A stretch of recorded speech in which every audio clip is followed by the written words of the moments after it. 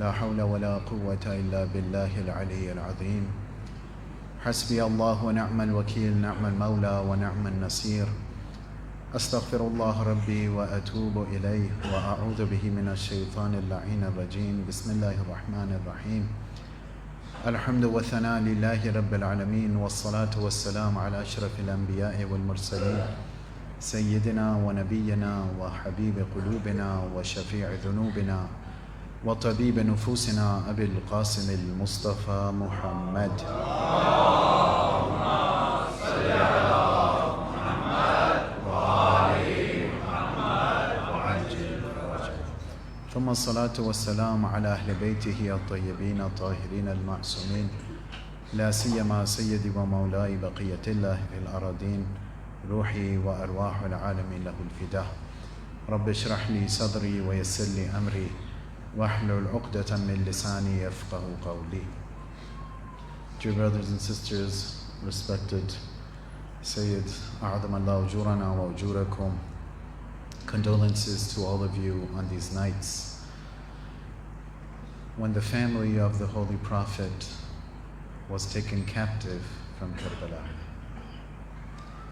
Before I start, as I mentioned yesterday as well, and first and foremost for Qibla and for the rest of the brothers and sisters, I know it's a long day. A lot of you might have come for Maghrib and then one Majlis and two Majlis. So please, there's absolutely no pressure, there's no offense. I would not mind at all. If you feel more comfortable leaving, if you have to leave and you're tired, I'm completely okay with that, and especially for Maulana, who I know has not been feeling well. So inshallah, please feel completely comfortable. So alhamdulillah, it's a blessing that we're blessed with Maulana's presence.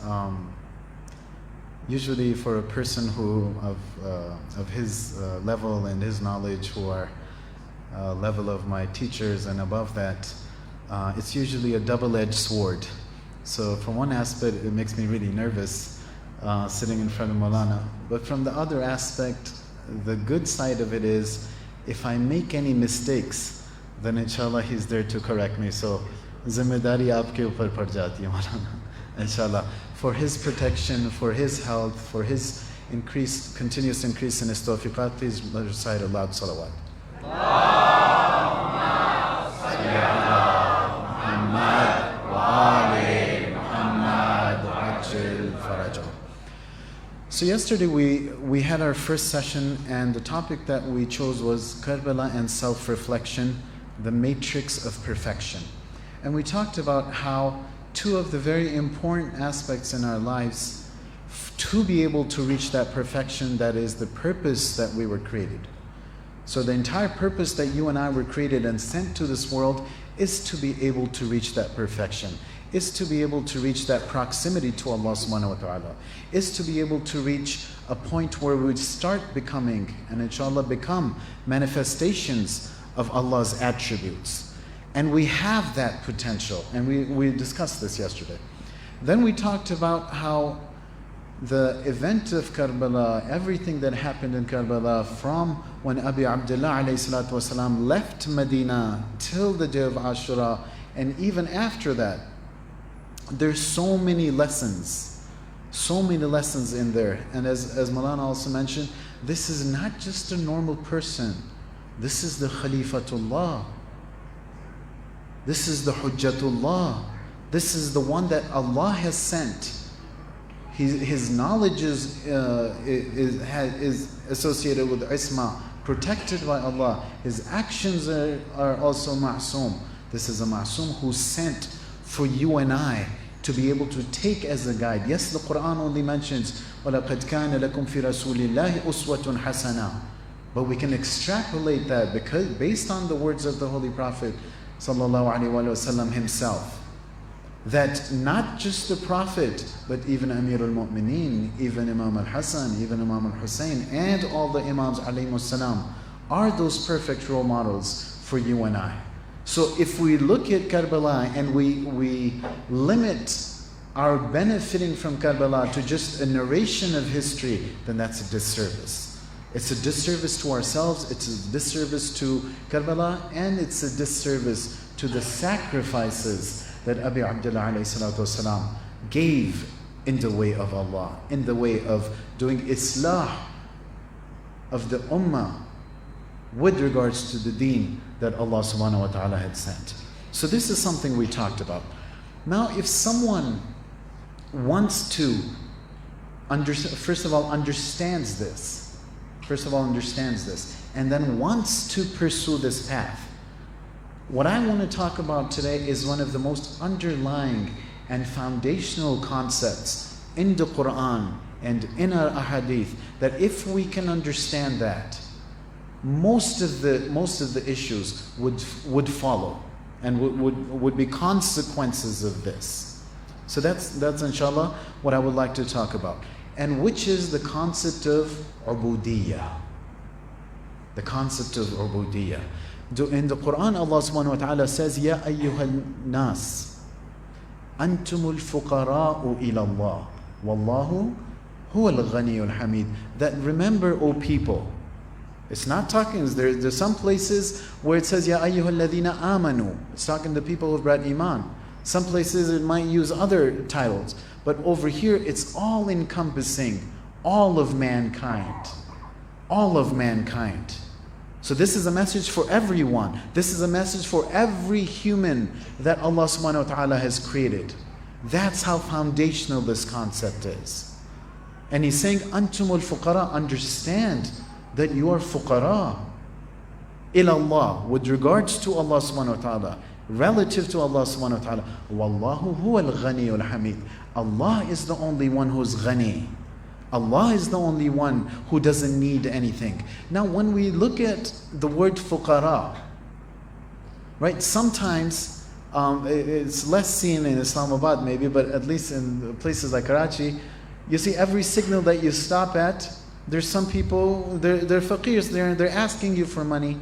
So maybe the first thing that comes to my mind is, yes, me with regards to Allah is like how this person is with regards to me. They're sticking their hand out so they can get some money. I stick my hand out, oh Allah, give me some rizq. Give me a job, give me some money, give me a better salary. But when you look at what the mufassirin are talking about, they're saying, no, it's way beyond that.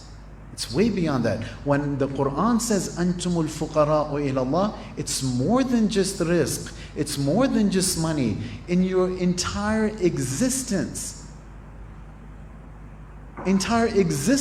you're dependent on Allah subhanahu wa ta'ala. You have nothing, not even a fraction of what you have is your own. Not even a fraction of what you have is your own. And some scholars give the example of, like, if there's a sun, and there's rays of suns that are rays of the sun that are falling onto something. If Allah subhanahu wa ta'ala, bila tashbih, if, just to understand as an analogy, if He is the sun, then we are just the small ray that falls onto, for example, the carpet. That if even a hand comes in the way, that ray ceases to exist. So Allah subhanahu wa ta'ala, if He even thinks about taking His attention away from you and I, we would cease to exist. Not that we won't have a job, not that we won't have money, not that we won't have these blessings, we would cease to exist. That's how dependent I am on Allah subhanahu wa ta'ala. That's how dependent I am on Allah subhanahu wa ta'ala. Wallahu huwal ghaniyul hamid. It is only Allah subhanahu wa ta'ala. Even the Holy Prophet and his family, the high status that they have, in these regards, they are also very similar. That if it wasn't for Allah, then these entities would not exist. Would not exist. This is what the Quran is trying to tell you and I. And if we understand this, then a lot of our issues would get resolved. Let me give you another example. Right? Some of us have people who come and help us at the house, right? Either help us out with cleaning or help us out with dishes or cooking or driving or whatever it is. If you were to tell this help that comes to your house that can you please do this laundry? And they were like, why? You'd be taken aback. But you'd be like, I'm a mu'min and I'm a good person. Let me, please do it because I need to go somewhere tomorrow and I need to wear these clothes. You're like, okay. And you're like, yeah, I did a really good job. The next day they ask you again, can you please wash the dishes? Why? You'll be like, oh. But you'll try to maybe control yourself. What if they asked you this every single time you said something to them? You would say that, listen, I give you money not to ask me questions, to help me out whatever needs to be done. And this is not even not even close to being a true relationship of a master and what a slave is. This is a very majazi, it's a relationship that society has created due to unfortunate circumstances that exist in society. But when we talk about between Allah and I, that's a true relationship of a master and slave. Where do I come off asking Allah, why did you have to put a salat in the middle of the night? What is the reason for the 2 rakats? I'm at work during Zohar time. Did he not know that? Why the longest salat during Zohar time? It's so inconvenient. Why is it that the inheritance of women is half and the men is more? Why is it that women have to wear hijab, men don't? Why is it that men have to earn and women don't? Why is it? Why is it? Why is it? First point, does the slave have the authority to ask the master? The master says, hey, if I tell you to do something, just be quiet and do it. Be quiet and do it. But there's a misconception here sometimes. Because we talk about Islam being a rational religion, which it is. And there's a hadith that say that whatever the Sharia says, the aql says. Whatever the aql says, the Sharia says. But the misunderstanding over here is we think, without first of all having studied Islam, without having studied the Quran, without having spent any time, even after all this, we understand that if I understand something, then it can be part of the Sharia. Otherwise, it can't be part of the Sharia. Whereas what Islam is saying, listen, there's something that we've innately wired you in a way that you'll understand. That's your fitrah. Fitratullahi allati fatara an-nas alayha. The Quran tells you clearly, there's some things that you've been hardwired. That is how you work. But listen, on top of that, we've given you the intellect, which gives you the ability to be able to sift through what's right and what's wrong. But listen, that's still not enough. And that is why we're going to send prophets to you, because there's some things that you independently cannot understand. No matter how much of a genius you are, there's some things that you cannot independently understand. We think that if I cannot reach that conclusion, then it can't be part of Islam. And a lot of times we reach our own conclusions and start acting according to those conclusions as if that's Islam. And on top of that, we start propagating those as well. We start propagating those as well.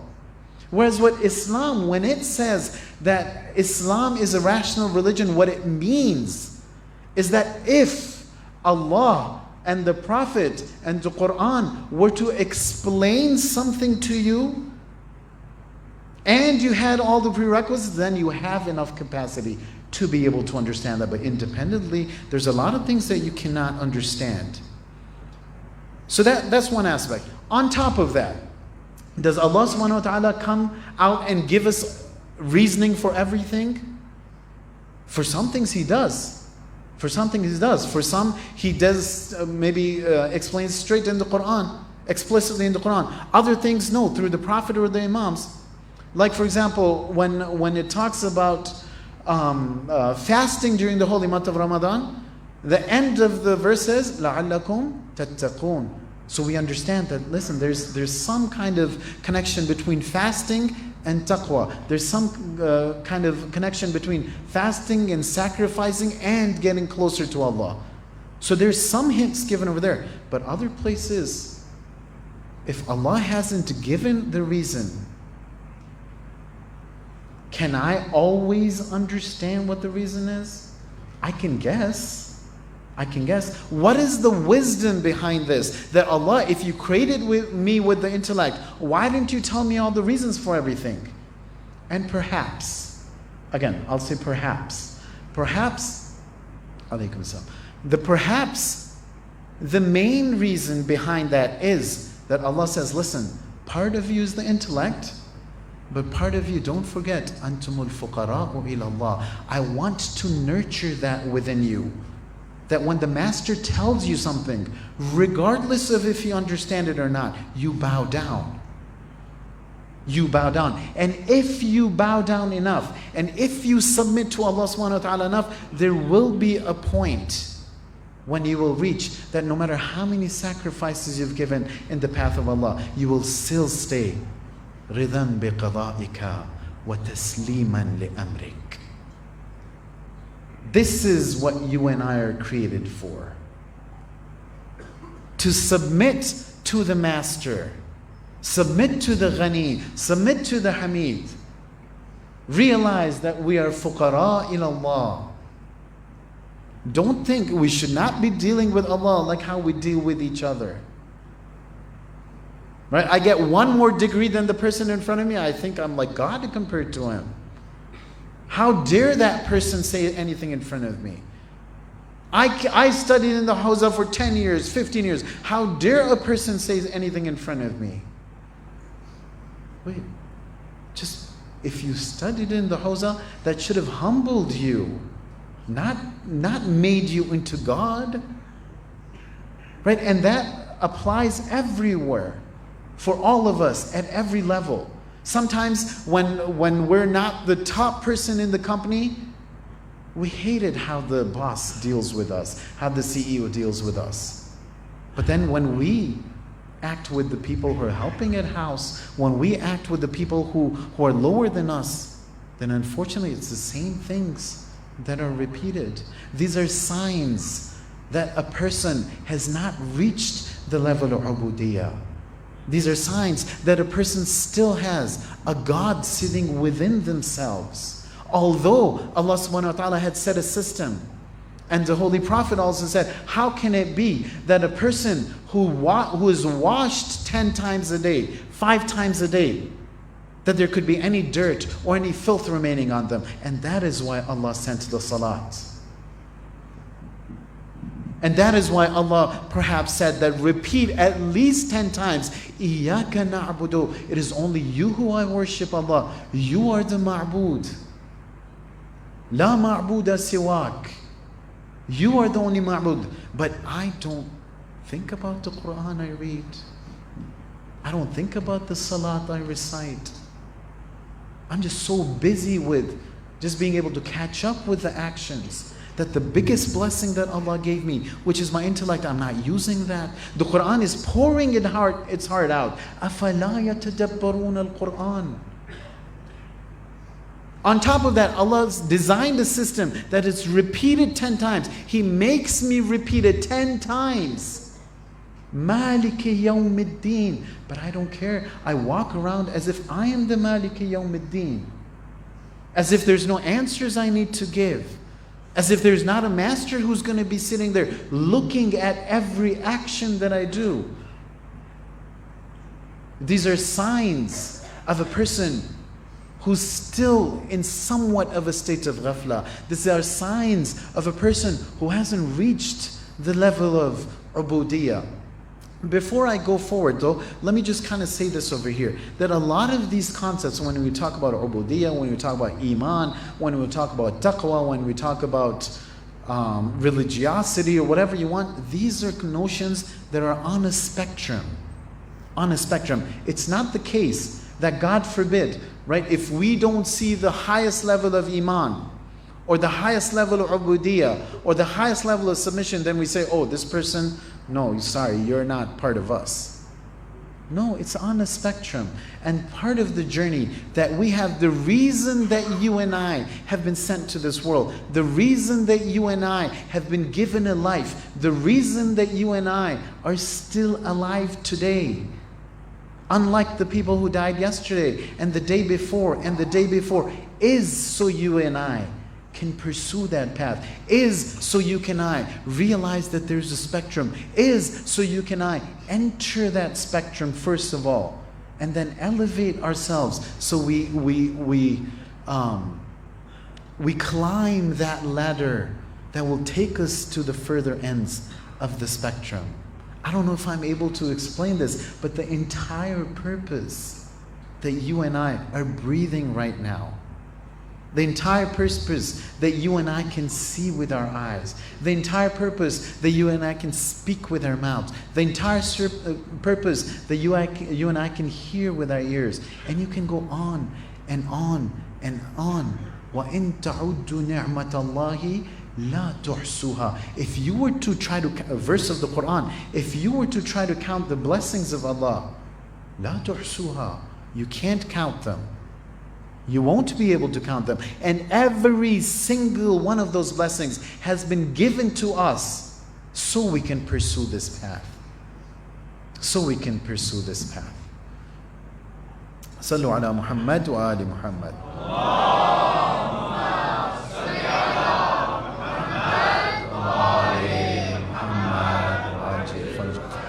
What does it mean to reach a level of ubudiyyah? It means that Allah becomes a central figure in my life. My life starts revolving around Allah, not the other way around. Right? So this is what Deen is inviting me towards. This is what the Quran is inviting me towards. This is what Abi Abdullah alayhi salatu wasalam, Ruhi lahul fida, is inviting me towards in Karbala. Do you think he enjoyed giving Akbar in the way of Islam? Do you think he enjoyed taking his 6-month-old baby and being slaughtered by a spear? This is not something a father enjoys. But when it comes to comparing it to the deen of Allah, for Allah, then no sacrifice is too big for Abi Abdullah. No sacrifice is too big for Abi Abdullah. So a lover, a mu'min, a follower of Abi Abdullah, fine, maybe we can't reach that top end of the spectrum. But shouldn't we at least realize what he's done? Should we not at least think about what he's done? Should we not at least enter the spectrum of sacrificing for the sake of Allah, for the sake of His deen? Explicit verse of the Quran, and I recited it yesterday. قُلْ إِنْ كَانَ آبَاؤُكُمْ وَأَبْنَاؤُكُمْ وَإِخْوَانُكُمْ وَعَشِيرَتُكُمْ وَأَمْوَالٌ اقْتَرَفْتُمُوهَا وَتِجَارَةٌ تَخْشَوْنَ كَسَادَهَا وَمَسَاكِنُ تَرْضَوْنَهَا أَحَبَّ إِلَيْكُمْ مِنَ اللَّهِ وَرَسُولِهِ وَجِهَادٍ فِي سَبِيلِهِ فَتَرَبَّصُوا حَتَّى يَأْتِيَ اللَّهُ بِأَمْرِهِ. Explicit verse of the Quran, that if any of these things, your fathers, your children, your brothers, your family, your money that you've collected, these businesses that you've set up and you're so scared of losing, these houses that you're so comfortable in, if any of these things are more dear to you than Allah or His Prophet or jihad in His way, فَتَرَبَّصُوا, then just wait and see when Allah sends His command. This is not extremism. This is the message of the Quran. This is the message of the Quran. The Quran is trying to teach you and I, come to the level of ubudiyyah, and then everything will start falling into place. Don't think you're the God. Don't think you're the master. I am the master. I am the master. You are the slave. Even to the extent, when someone goes and gains education, gains knowledge, even Islamic knowledge, And if they haven't understood ubudiyah, if they haven't understood any of these things, if they haven't understood that they need to humble themselves for this knowledge, then as Imam Khomeini rahmatullah alayhi says, that this knowledge itself becomes the hijab akbar, the biggest veil between you and Allah. Can you imagine that? Can you imagine that? That you're studying the words of the Quran, you're studying hadith, that's all you're studying all day long for 15 years of your life.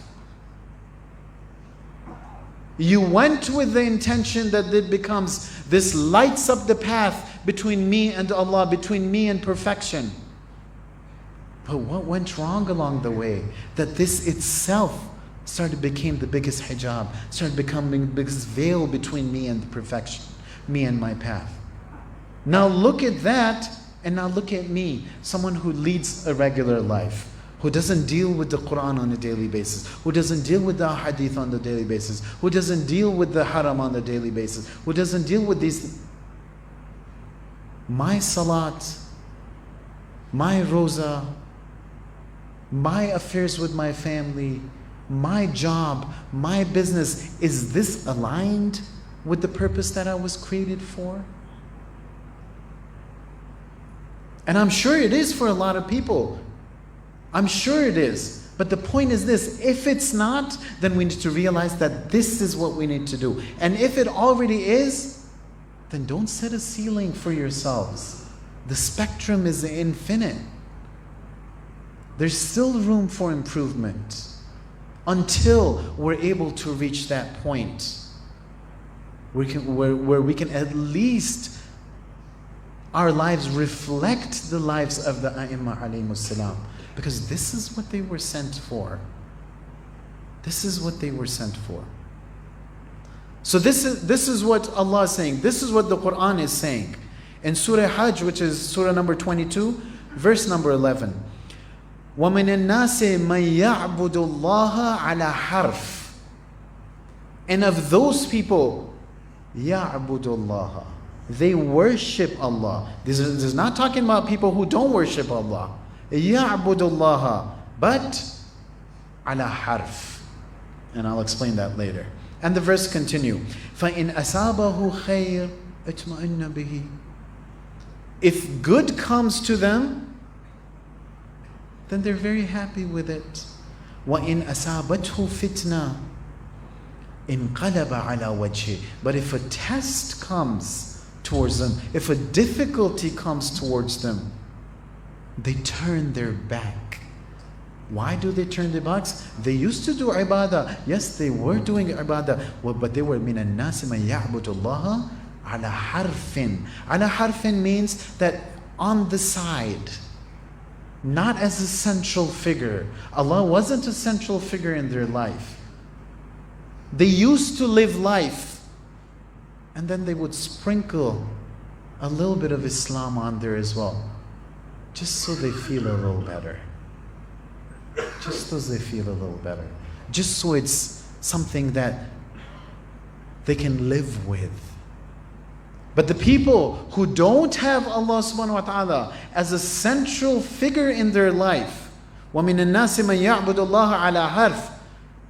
If good comes to me with regards to religion, they're okay with it. They have itminan, they're happy. If a difficulty comes, انقلب على وجهه, they turn back. And what does the Quran say about these people? خسر الدنيا والآخرة. We're talking about people who the Quran is saying worship Allah. خسر الدنيا والآخرة. ذلك هو الخسران المبين. And this is the clearest khusr or khusran or loss that you can imagine. Because you wanted to be quote unquote religious. You wanted to show your religiosity. So you restricted yourselves in some ways. And therefore you lost the world. You weren't able to do what the people without deen were doing. But you didn't accept Allah completely. You didn't enter the realm of ubudiyah.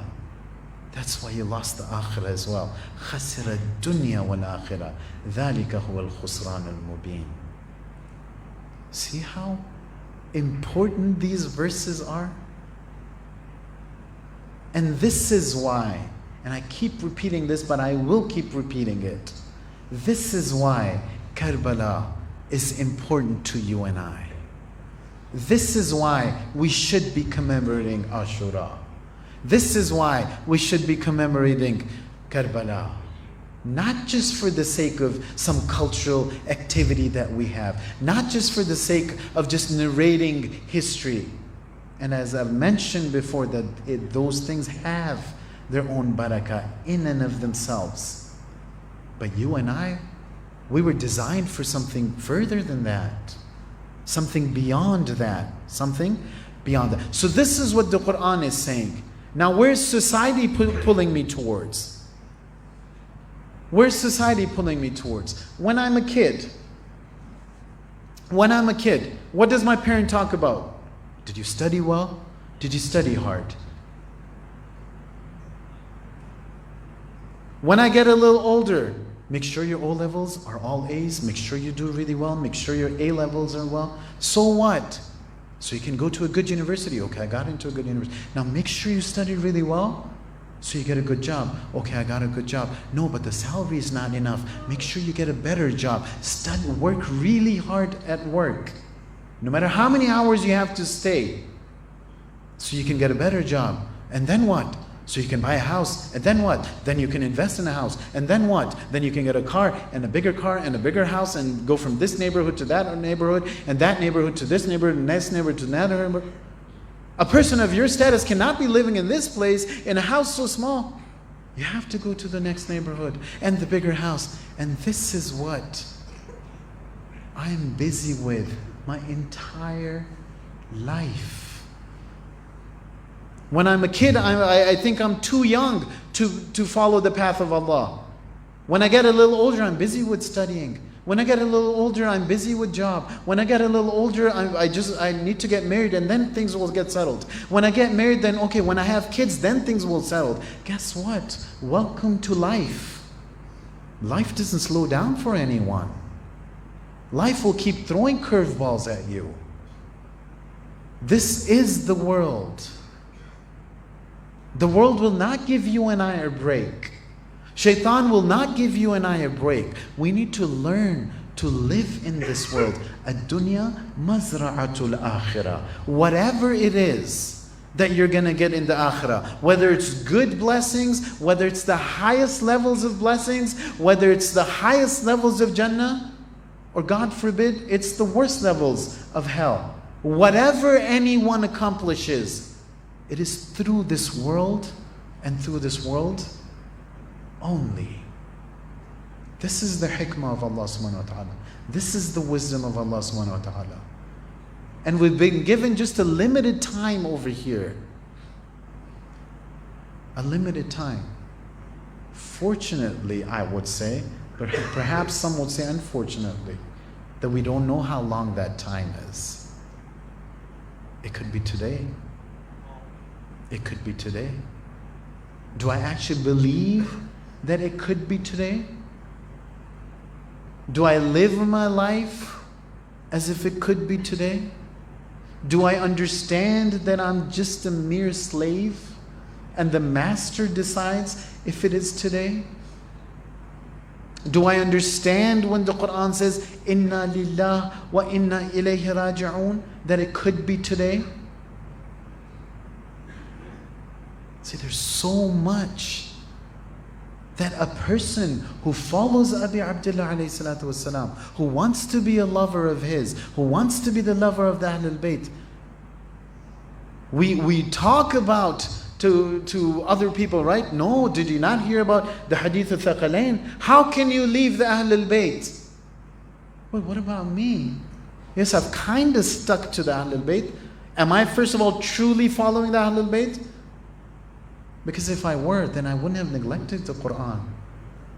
So how am I better than anyone else? If I've even held on to the Ahlul Bayt, but ignored the Quran. I'm 30 years old, I'm 40 years old, I'm 50 years old, I'm 60 years old. I still don't, these verses, when I hear them, it's as if it's the first time I'm hearing these verses.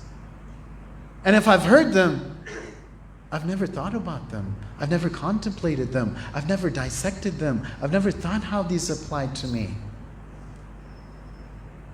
And I'll just give you one example of that verse, like the verse, Inna lillahi wa inna ilayhi raji'un. When do we use that? When do we use it? When someone dies. Have you ever seen anyone use it at any other time? No. No. What does the Quran say? The Quran says, وَلَنَبْلُوَنَّكُمْ بِشَيْءٍ مِّنَ الْخَوْفِ وَالْجُوعِ وَنَقْصٍ مِّنَ الْأَمْوَالِ وَالْأَنفُسِ وَالثَّمَرَاتِ وَبَشِّرِ الصَّابِرِينَ. It says, we will definitely test you. The Arabic of the word, وَلَنَبْلُوَنَّكُمْ. There's like several ta'keeds over there. If you want to translate that, definitely will test you. Oh Allah, what will you test me with? بِشَيْءٍ مِّنَ الْخَوْفِ. Sometimes it will be fear. And you can think about all the types of fear. Sometimes it will be ju'. Sometimes it will be hunger. Sometimes it will be naqsam min al-amwali wal-anfus. Sometimes your money will get less. Sometimes you'll lose all your money. Sometimes you'll make a loss. Sometimes it'll be naqsam min al-anfus. Sometimes people close to you will lose lives. Sometimes, if it's the epitome of it, you yourself will lose life. Sometimes the thamarat, the blessings that we've given you, that you take for granted, you lose those. The Quran is saying, وَلَنَبْلُوَنَّكُمْ. That listen, every single one of you, sitting in Masjid Khadija Kubra, salamullah alayha, that I am giving you the message. I am your God. وَلَنَبْلُوَنَّكُمْ. Don't any of you walk out of this without understanding that Allah is saying, I will definitely test you. Why do I walk around thinking that the Quran doesn't apply to me? Perhaps I haven't read the verse. And then the verse ends with وَبَشِّرَ الصَّابِرِينَ. And okay, Allah, if I'm tested, what am I supposed to do? وَبَشِّرَ الصَّابِرِينَ. Give the good news and the glad tidings, those who try to be at least patient when I test them with the difficulties. Allah, who are these? الَّذِينَ إِذَا أَصَابَ. The verse after this, Surah Baqarah 156, I believe. The last one was 155. الذين إذا أصابتهم مصيبة قالوا إنا لله وإنا إليه راجعون.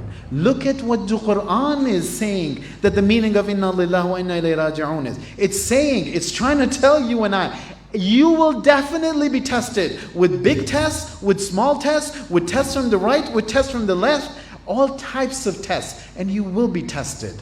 Your duty and my duty with these tests is what? وَبَشِّرَ الصَّابِرِينَ. Who are the sabirin? That whenever they're tested with a test, whenever they face a difficulty, they remember Allah, that I am a slave of Allah. Inna lillahi. Sometimes it's translated as we come from Allah. I personally prefer the translation, we belong to Allah. It doesn't say inna lillahi. We belong to Allah. I'm a slave of His. I'm a slave of His. It's kind of like, right? Again, the analogy is a little off. It's not exact, but it's like if you tell the help at home, okay, do this. And then the next thing you tell them, do this. They're like, nope, done for today. Can't do anything. I did the dishes in the afternoon. The nighttime, you do the dishes yourself. People are like, wait, I'm the master, you're the slave.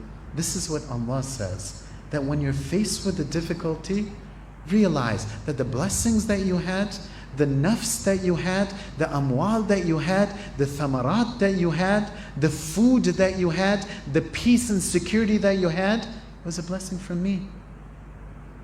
I can take it away whenever I want. And I don't take it away because I want to be the strict teacher who likes to see everyone fail. No, it's for your own good. So you can build yourself. So you can elevate your soul. So you can reach perfection. Inna lillah. And then the next part, so I belong to Allah. I've reached the level of ubudiyah if I think about these. وَإِنَّا إِلَيْهِ رَاجِعُونَ. I'm not here to stay in this world. 50 years, 60 years, 70 years. If you're really, really good, 100 years. That's it. Blink of an eye. Blink of an eye. And if you don't believe this, everyone has fathers or grandfathers or people that they know that are much older than them. Go ask them, how did your 60 years of life go by? Blink of an eye. This is just an example that Allah subhanahu wa ta'ala sent to this verse, Inna lillahi wa inna ilayhi raji'un, with a verse before that, with a verse after that, so you and I can read the Quran and understand. But I've limited it to just when someone dies. And even that, now it's a lot to actually go and say this to someone, right? It's usually just through WhatsApp, through Twitter, through Facebook. And therefore, you can't write the whole thing, obviously. It takes too much, right? Inna lillah, ...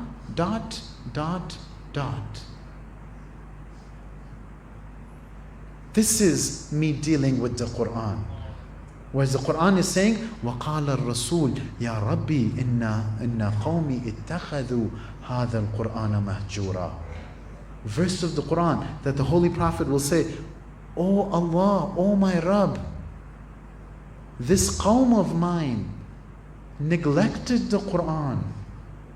Neglected the Quran. I gave Hussein in the way of Allah so he can save the Quran, so he can save the message of the Quran. But the lovers of Hussein even don't care. The lovers of Hussein even don't give importance. Again, don't get me wrong. Don't get me wrong. I know each and every one of you is a mu'min, is a lover of the Ahlul Bayt, is a lover of Imam Hussein. All I'm trying to say is there's an entire spectrum. And the reason you and I were created to be able to climb that spectrum. Climb that spectrum. And there's examples in history that show us that it's possible. And the best of those examples is in Karbala. Is in Karbala. Imam al-Hussein is there to help you and I. The Ahlul Bayt are there to help you and I. All we need to do is realize that, recognize that, and just stick our hand out. Stick our hand out.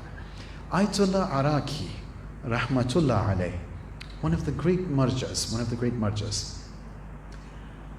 So the person I'm telling you this story from who talked about this story, he says that I asked Ayatollah Araki myself. He said 13 years I had a relationship where I'd keep going to his house. Ustad Ali. I just didn't mention him, maybe most people don't know it.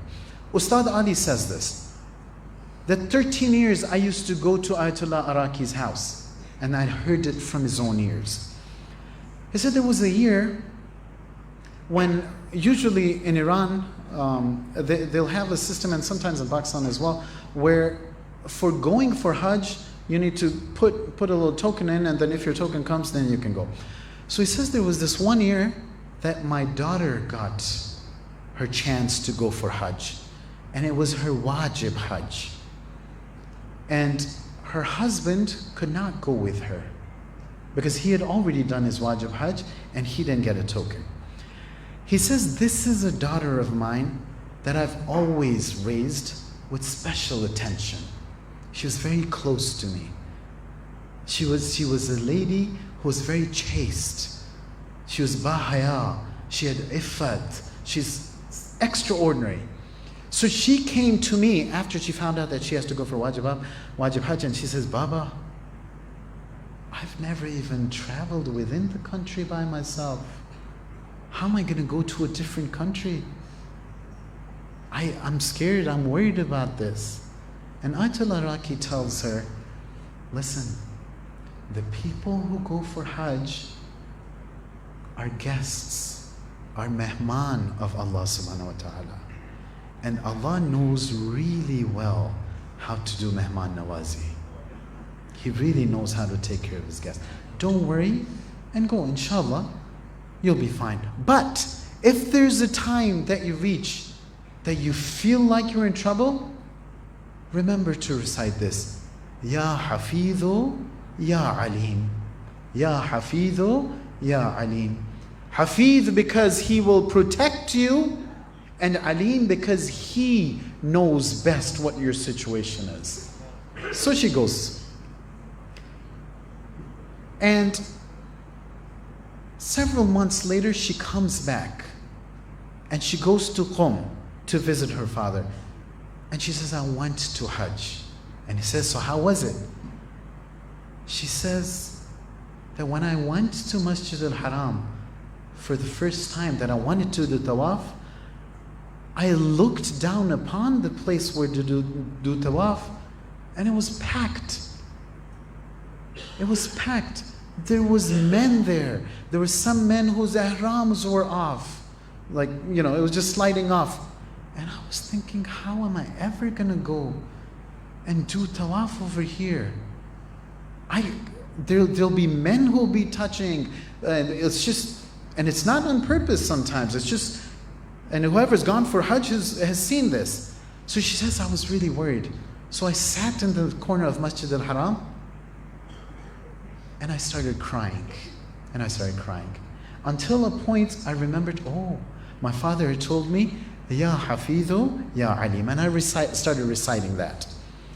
She says, after a little while, I hear a voice. I didn't see anyone, but I hear a voice. And the voice tells me, come and do Hajj with Imam Zaman.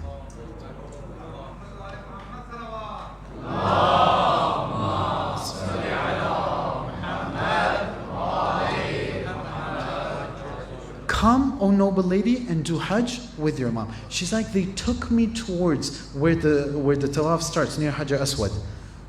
And she's like, I saw this like round kind of area. It wasn't that big, but I entered into there and I held on to the ihram of the Imam.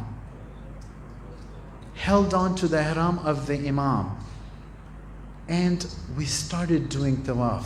She's like, my entire 7 tawafs, I kept telling my Mawla how much I love you and how much I want to give everything for you. She's like, before I knew it, all 7 rounds were done. Not a single person had touched me. Not a single person had touched me. And she says that when the tawaf was done, he just disappeared into the crowd. Ayatollah Araki, when he was telling the other person this, he said there was one time when I was blessed with the opportunity to go for Hajj. And I was excited because I was going to go with my friends. And I was like, if we go in a group, then, we'll be able to do it better. They can protect me because I'm old and they'll be able to help me. He said we tried so many times that they would try to chain up their arms so I can just go close to Hajar Aswad and touch it. He said every time we would get close, we would get pushed away. She said, look at my daughter. I'm the Ayatollah. My daughter depended on Allah and Allah only. And me, I was busy. I was thinking that my friends will help me. See how sensitive God is? Ayatollah Araki with the level he has. Just because he's depending on his friends, or even the thought comes in, and then there's his daughter, this chaste, this bahaya, this afif lady who's worried about this, but she goes all the way. The Imam is there not just for her. He's waiting for you and I. He's waiting for you and I to call out to him. I say al-ajal, al-ajal. How many times do I talk to my Imam?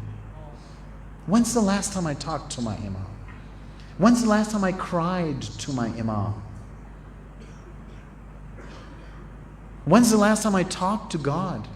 When's the last time I cried to God?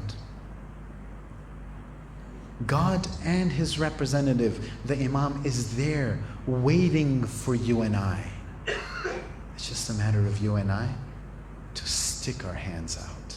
And this is what the 72 did in Karbala. And they found Abi Abdullah right there to hold their hands and take them and purify them through the difficulties and through the tests until they reached the epitome and they reached Shahada. Sallallahu alayka ya Aba Abdullah. Sallallahu alayka ya Sayidi wa ya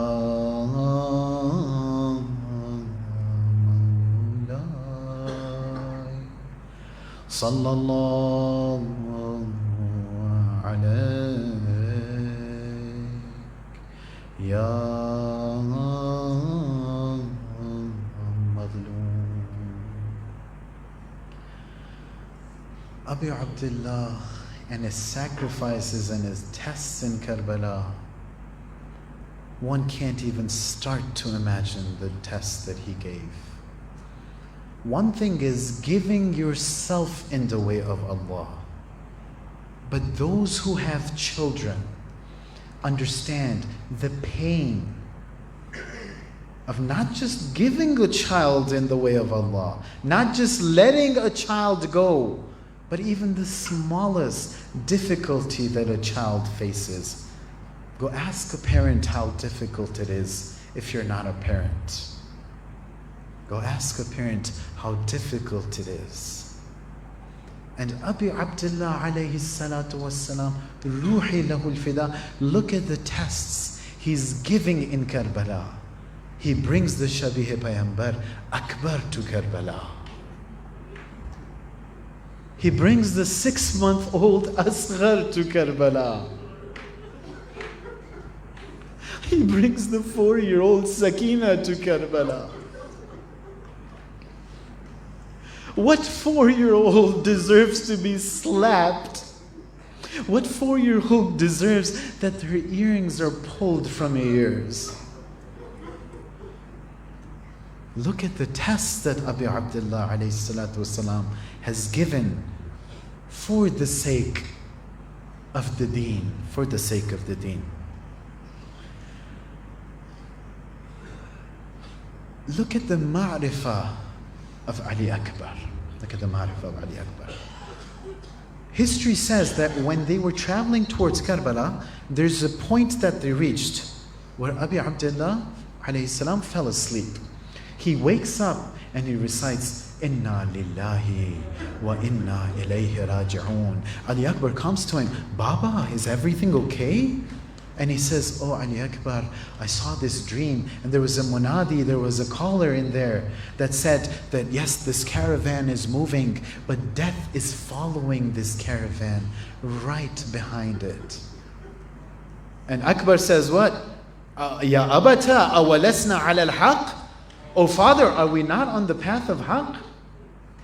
Abi Abdullah says, Nahnu wallah, I swear to God, we are on the path of haqq.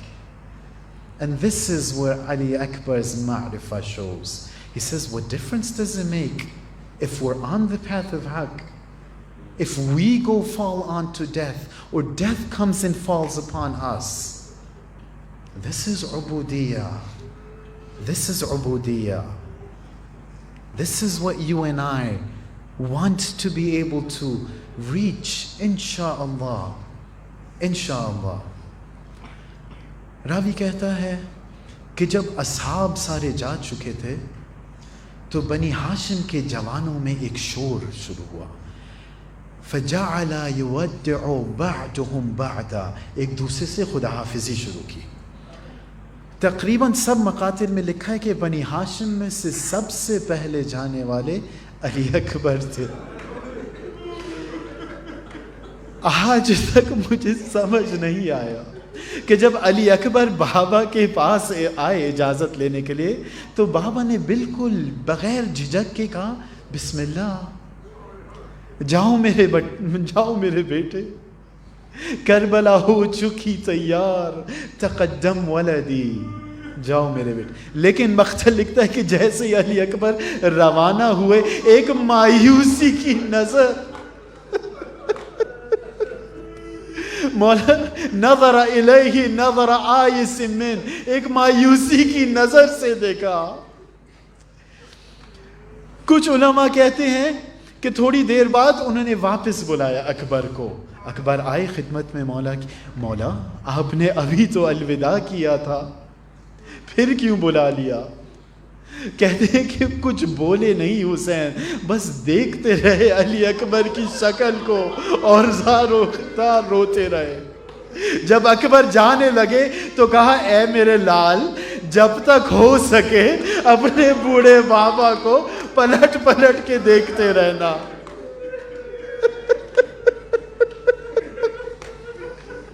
اکبر گئے، علی کا پوتا، حسین کا بیٹا، شجاعانہ جنگ کی۔ ایک وقت آیا کہ اکبر پھر واپس آئے۔ یا ابتا العطش قد قتلنی، اے میرے بابا پیاس میری جان لے رہی ہے، کیا ایک گھونٹ پانی کا مل سکتا ہے؟ پر کتنے امتحان ہیں مولا حسین کے، کتنے امتحان ہیں۔ کہا میرے لال پانی تو نہیں ہے، اپنی زبان کو میری دہان میں ڈال دو، شاید کچھ اطمینان مل جائے۔ اکبر نے جو زبان دہان میں دی ایک دم واپس، اے بابا آپ کا منہ تو میرے منہ سے زیادہ خشک ہے۔ کہا میرے لال جاؤ، بہت جلد میرے نانا تمہیں سیراب کریں گے۔ علی اکبر گئے، شجاعانہ جنگ کی، امتحان دیکھے میرے مولا حسین کا۔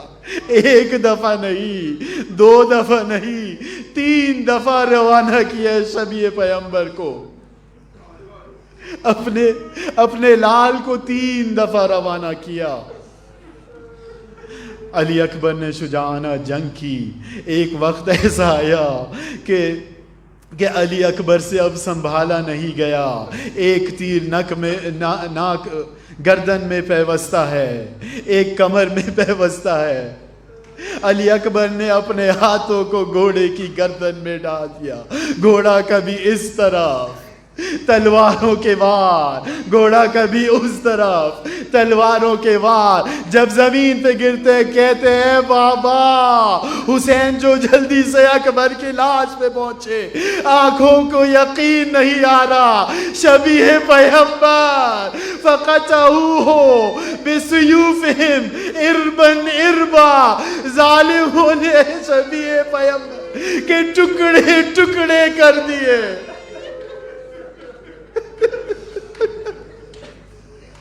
کیا یہ امتحان مشکل نہیں تھا میرے مولا کے لیے کہ ایک وقت ایسا آیا کہ مولا جو ہے خیمے گاہ پہ آئے اور کہنے لگے اے میری بہن میرے ششماہے کو لا دو، میں خدا حافظی کرنا چاہتا ہوں۔ زینب اصغر کو لے کر آئیں، کہنے لگی اے بھیا جا ہی رہے ہو تو پانی لیتے آؤ ذرا اصغر کے لیے۔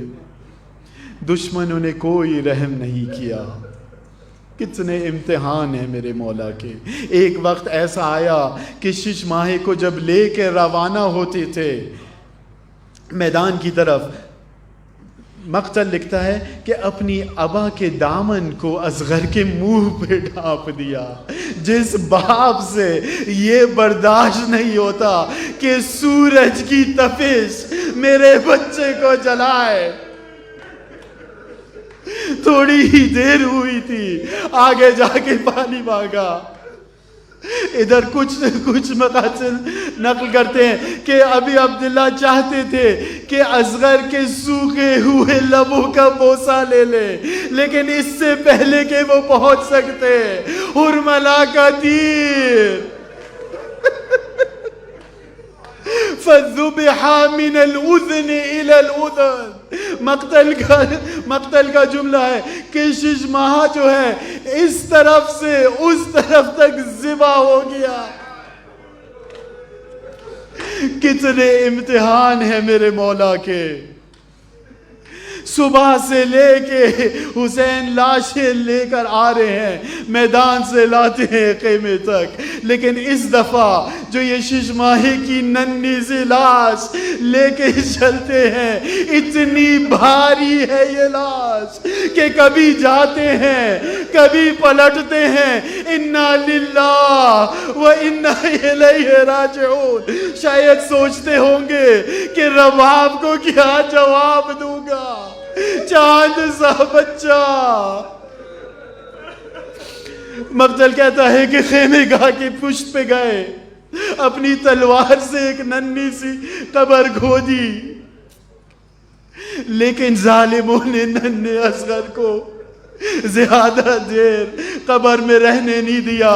اگلا دن تھا 11 محرم کی تاریخ کہ دشمنان جو ہے اشقیاء نیزوں کو لے کے پورے میدان کربلا میں گھومتے پھر رہے تھے. ایک جگہ ایسی آئے کہ نیزہ اٹک گیا, نکالا تو